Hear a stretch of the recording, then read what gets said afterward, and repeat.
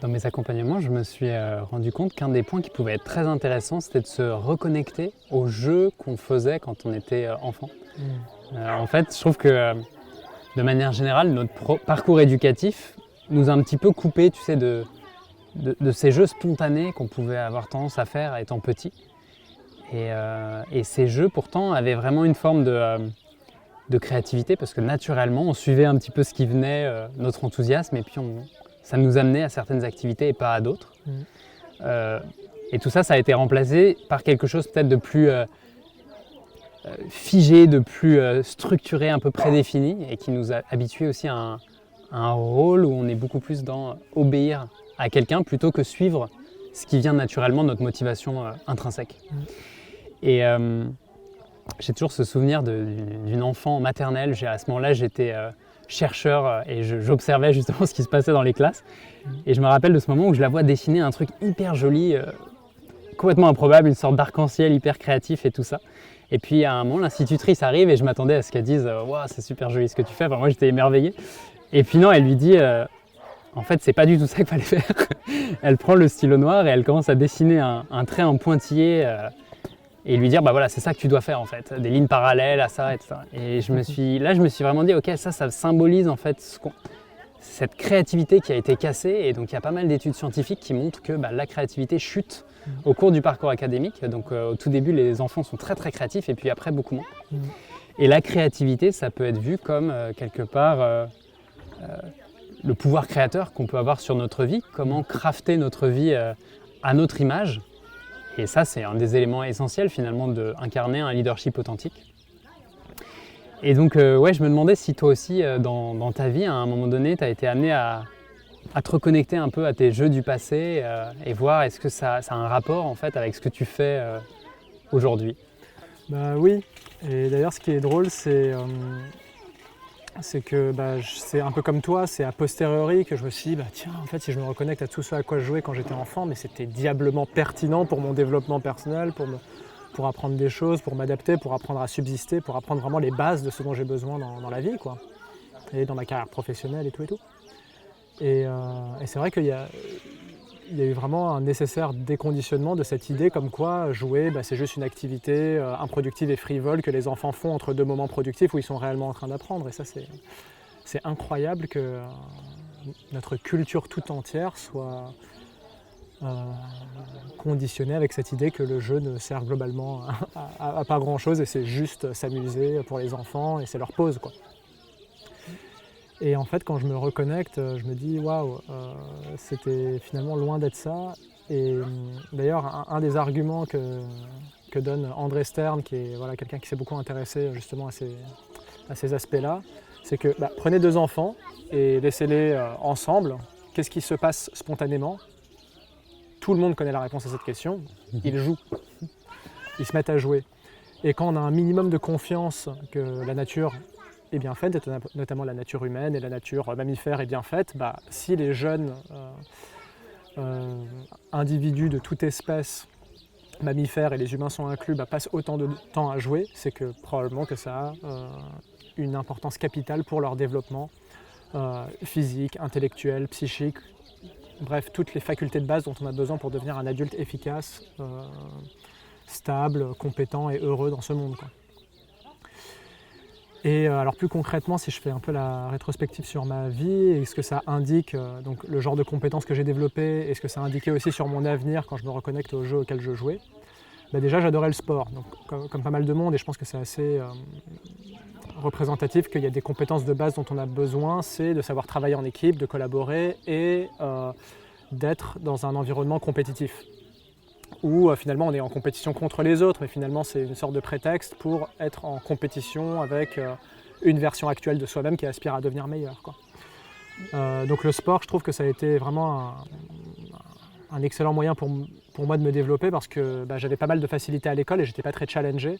Et j'avais besoin aussi d'un endroit où je serais fortement challengé, et notamment le sport, et le sport d'équipe en particulier, pour moi c'était quelque chose qui me permettait en temps réel de prendre en compte ce qui se passe et de mobiliser mon corps, mon esprit et mon intellect en même temps pour arriver à donner le meilleur de moi-même dans ces situations-là et attiré évidemment par par cette envie de gagner, quoi, qui faisait que je me dépassais.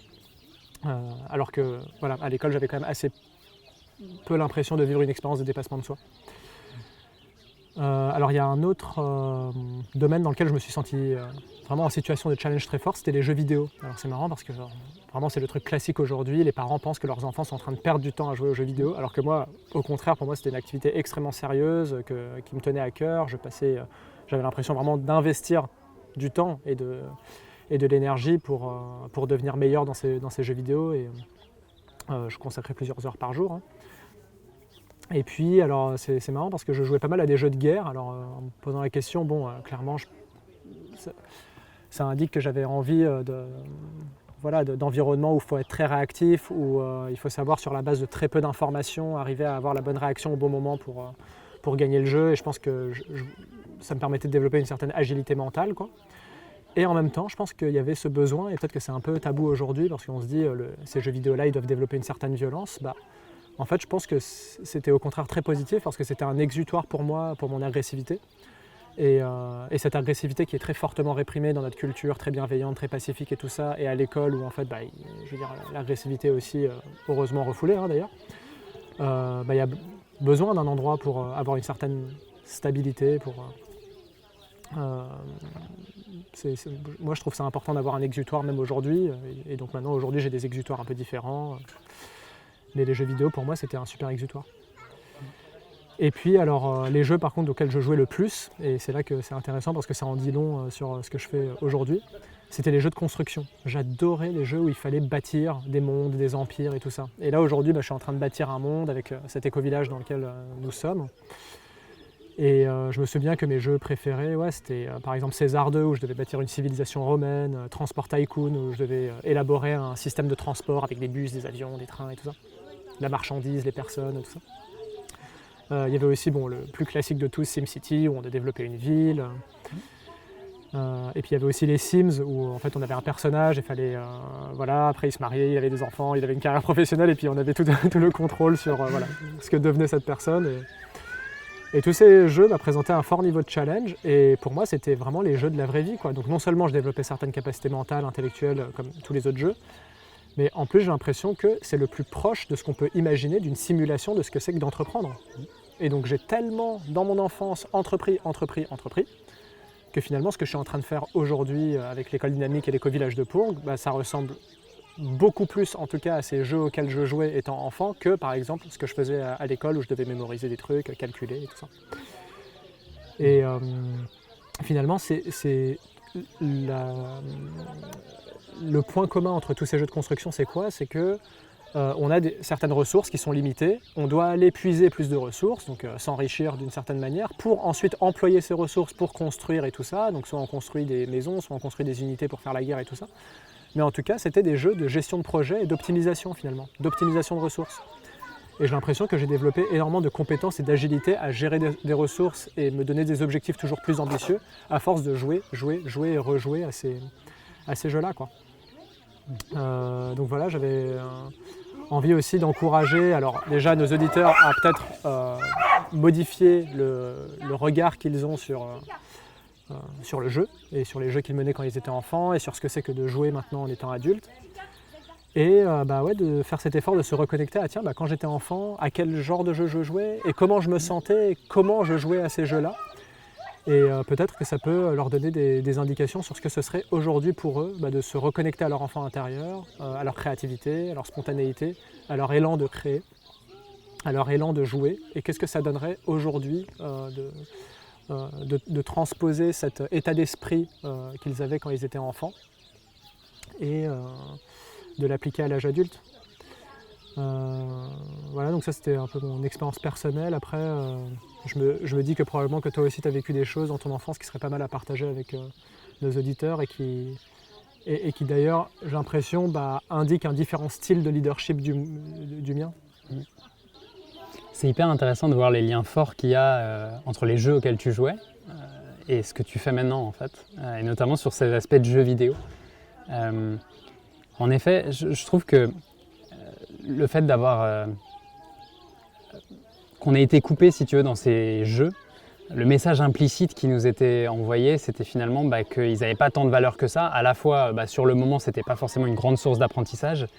Et demain, ça allait être encore moins une source de revenus. Et de voir que là, finalement, tous ces SimCity et autres jeux de stratégie, finalement, ça t'a vraiment surentraîné à vivre ce que tu vis aujourd'hui. Donc ça, c'est chouette. Moi, je sais que j'avais un père qui était... j'ai un père qui est passionné par les jeux vidéo notamment. Et donc du coup, j'étais surencouragé à jouer, quoi. Enfin, c'était, pour le coup, j'ai vraiment été soutenu dans mes jeux en dehors de l'école. Et donc, je pense que j'ai jamais vraiment lâché avec tout un tas de jeux, de vidéos. Mais par contre, en fait, moi, les jeux qui m'ont le plus marqué quand j'étais petit, finalement, c'était les jeux relationnels. Et notamment tout ce qui était autour de, à la cour de récré. Qu'est-ce qui se passait? En fait, je voyais les garçons qui partaient courir pour aller se taper dessus. Et moi, je me disais, mais ils sont trop bêtes, en fait, ils me laissent toutes les filles à moi tout seul et il y a plein de... Ouais, elles ont l'air... Enfin, j'avais assez vite repéré qu'en fait, elles avaient une vraie richesse d'expérience, beaucoup de sensibilité, d'intelligence, très mature, très jeune. Et du coup, je me suis dit, au niveau relationnel, j'ai trouvé ça assez fascinant assez tôt. Et donc, je passais du temps avec elles et en revanche, c'était compliqué, je trouvais, d'être dans la bande de filles parce que j'étais quand même un garçon. Et donc le rôle que j'avais trouvé et qui me fascinait, que j'aimais beaucoup, c'était finalement, à chaque fois qu'il y avait une fille qui était exclue de la bande, j'allais avec elle lui parler. Et en discutant, j'essayais de voir comment on pouvait mieux comprendre en fait pourquoi elle avait été exclue, quel était le problème, comment elle pouvait apprendre quelque chose sur elle-même, se développer et être réinclue en fait dans le groupe. Et donc finalement ça marchait bien, elle était réinclue à la cour de récré d'après et puis moi il y en avait une autre qui était exclue et finalement le jeu pouvait se poursuivre. Et donc ça me fascinait vraiment, c'était quelque chose de réellement passionnant pour moi.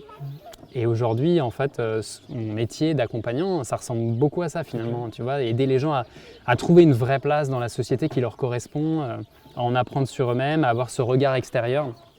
Donc d'avoir pu reconnecter avec ces jeux et de me dire mais oui, c'est là qu'était mon enthousiasme, c'est ça qui me parlait vraiment de faire. Quand je vivais ça, c'était un jeu pour moi, vraiment. Et donc aujourd'hui, les premières fois où j'ai vraiment commencé à faire ce métier-là de coach, d'accompagnant, j'ai retrouvé complètement cet enthousiasme d'enfant et je me suis dit mais c'est fou, en fait, on est en train de me payer pour faire ça, quoi, pour faire ces jeux-là. Et ouais, je sais pas, c'est comme si j'avais cru que c'était impossible que ce soit possible. Et donc ça, il y a eu pas mal de jeux comme ça. Et puis même, j'invite aussi les spectateurs à se connecter même à la posture qu'ils avaient dans les jeux sportifs et notamment les jeux collectifs. Je trouve que c'est une bonne indication pour voir, dans la société finalement, quelle est la posture qu'ils ont envie d'avoir par rapport aux autres êtres humains. Et finalement, ces jeux collectifs, c'est un peu des mini-sociétés. Voilà. Et moi, je me souviens notamment de tout un tas de jeux collectifs où j'avais tendance à finalement jamais être trop celui qui se met complètement en avant parce que souvent ça allait être le grand costaud qui courait plus vite que tout le monde et tout ça. Mais j'étais celui qui se faisait remarquer par cette personne comme étant quelqu'un qui pouvait apporter des conseils stratégiques assez puissants et qui allait aider l'équipe justement à se surpasser. Et je me rappelle notamment de pas mal de situations où ça avait été assez puissant, où à la fin, même s'il y avait toute une cacophonie parce que tout le monde voulait le conseiller, forcément le plus fort et tout ça, il venait me voir explicitement et il me disait ok, alors attends, on va faire la stratégie et les autres, attendez 2 secondes, on débrief, quoi. Et moi j'avais une espèce d'énorme joie en fait à ce que toute la notoriété retombe sur lui et juste que ma contribution, j'amène ma pierre à l'édifice en fait. Il y avait un truc hyper beau là-dedans qui me passionnait vraiment. Donc ça c'était aussi un événement marquant et un lien que je pouvais faire encore une fois avec ce que je fais aujourd'hui quand j'accompagne des dirigeants d'entreprise ou des entrepreneurs qui sont assez exposés. Moi je reste complètement dans l'ombre en fait dans ces moments-là et pourtant je trouve qu'il y a vraiment un co-leadership qui se crée dans cette interaction et qui encore une fois met en avant cette posture d'accompagnant et d'authenticité dans cet accompagnement. Ouais, j'aime bien comment nos 2 exemples illustrent à quel point ce qui nous a le plus marqué dans nos enfances indique que toi tu as un leadership qui est beaucoup plus axé à justement être dans l'ombre et puis conseiller une personne qui a de l'influence à justement accroître et étendre son influence. Et alors que moi j'avais un leadership qui était vachement axé, et quand je me rappelle de mes jeux de cours de récré notamment, j'étais beaucoup l'initiateur des jeux et j'aime bien initier des choses. Et effectivement je suis celui qui s'expose, qui prend des risques, etc. Et ça a été vrai finalement toute ma vie, quoi, jusqu'ici. Et je pense qu'il y aurait beaucoup à gagner effectivement à aller se connecter à quand est-ce que dans mon enfance je me sentais le plus réjoui, le plus exalté, quand est-ce que je me sentais vraiment passionné par ce que je faisais, que ce soit dans la cour de récré, à l'école ou ailleurs. Et je pense que ça peut dire beaucoup de choses.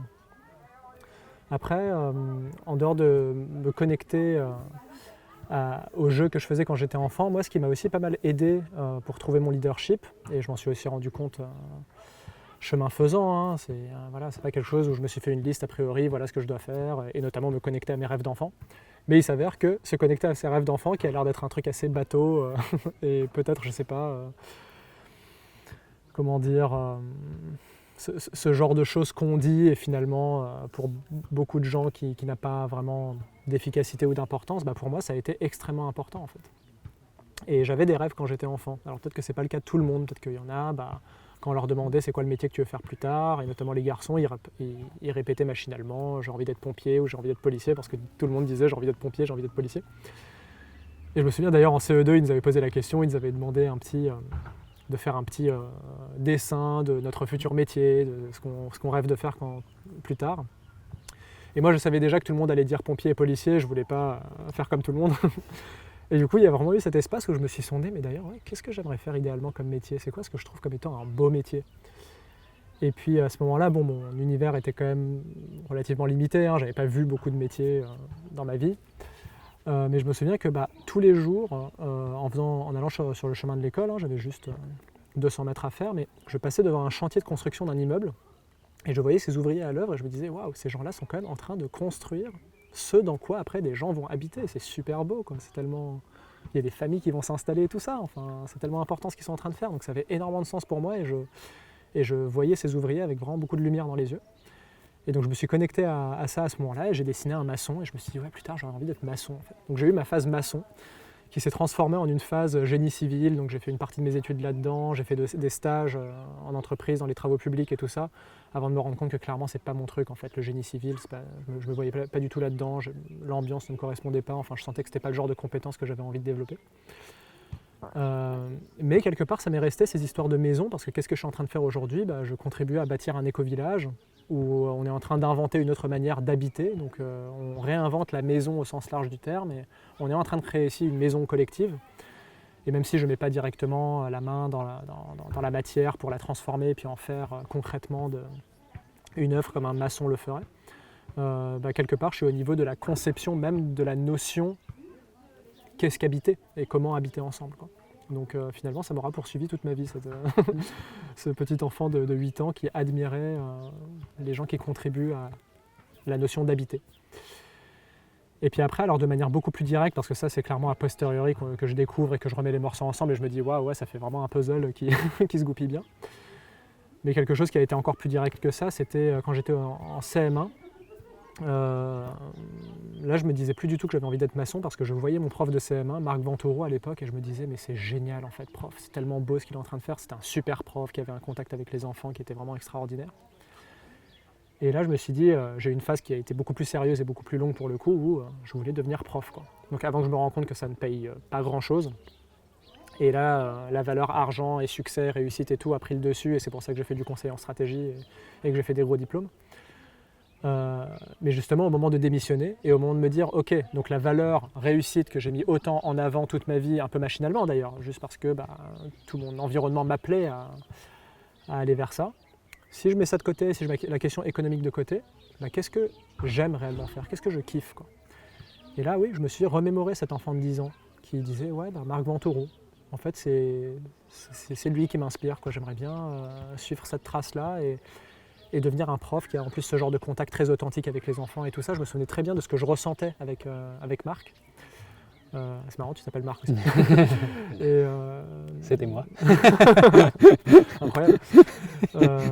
Et du coup, voilà, je me suis reconnecté à ça, et ça m'a permis, pendant mon année sabbatique, même de confirmer, parce que je donnais des cours particuliers très régulièrement, et ça confirmait que ouais, j'adore transmettre à des jeunes, j'adore les aider dans leur parcours, à atteindre leurs objectifs et tout ça. Et ça m'a permis même de me connecter de manière plus vaste à la question éducative et de me rendre compte que oui, je suis vraiment passionné par le sens que ça a et par les fondamentaux de cette question éducative. Comment faire pour accompagner des enfants, alors pour qu'ils réussissent leur scolarité, mais on s'en fiche dans la scolarité, c'est pour c'est les aider à atteindre leurs objectifs, pour qu'ils puissent vivre une vie épanouie, qu'ils puissent faire, choisir leur métier et tout ça. Et notamment aussi comment faire pour les connecter à leurs talents, à leurs passions, pour qu'ils se découvrent et qu'ils découvrent leur voie. Et je me disais que ouais, l'école est faite d'une manière où ça rend quand même compliqué les choses pour trouver son orientation. Et je me suis dit, ouais, j'aimerais bien être un genre de prof aussi qui arrive à quelque part révéler les élèves dans leurs talents. Et cette question-là m'a suivi pendant tout mon parcours en tant que prof, voilà, jusqu'à ce que je me rende compte que c'était très compliqué d'arriver à révéler ça justement dans un milieu scolaire traditionnel. Et d'où l'initiative à un moment donné de démarrer une école alternative. Alors là, pour le coup, j'étais bénévole et mécène et j'étais pas payé du tout, donc je me suis encore plus éloigné de ces valeurs de réussite et tout ça, parce que là, j'en avais vraiment rien à faire. Mais pour le coup, là, au moment de créer une école alternative, j'étais vraiment pleinement connecté à mon idéal de projet éducatif. Et je me suis réalisé, mais plus que jamais, j'étais passionné plus que jamais par ce que j'étais en train de faire. Et finalement, et le fait de me connecter à mes jeux d'enfant qui m'ont permis de développer ma capacité à entreprendre et de me connecter à mon rêve d'enfant qui était d'œuvrer dans l'éducation, finalement, en mettant les deux ensemble, j'ai commencé, je pense, à vraiment incarner un leadership authentique et puissant au moment où j'ai démarré ce projet de l'école dynamique. Et finalement, c'est fou de voir à quel point mon enfance, telle que je l'ai vécue, avait déjà prédit tout ça. Et qu'il fallait que je m'offre l'espace de me reconnecter à ce pourquoi je vibre et ce pourquoi j'ai vraiment de l'élan. Et notamment de me reconnecter à mon enfance, qui était un excellent guide pour me dire ce que j'aime faire dans la vie et ce dans quoi j'aimerais incarner un leadership, quoi. Moi, je me souviens pas particulièrement de mes rêves d'enfant pour le travail, mais donc du coup, c'est pas un problème non plus. En fait, on peut trouver sa voie juste avec les jeux. Déjà, c'est une bonne indication, mais effectivement, dans mes accompagnements, parfois, j'invite à dire est-ce que vous aviez des rêves spécifiques? Alors, si c'est pompier, effectivement, des fois, je creuse plus, mais parfois, ça peut être pompier pour de vrai, quoi. Oui, pour certains, c'est vrai.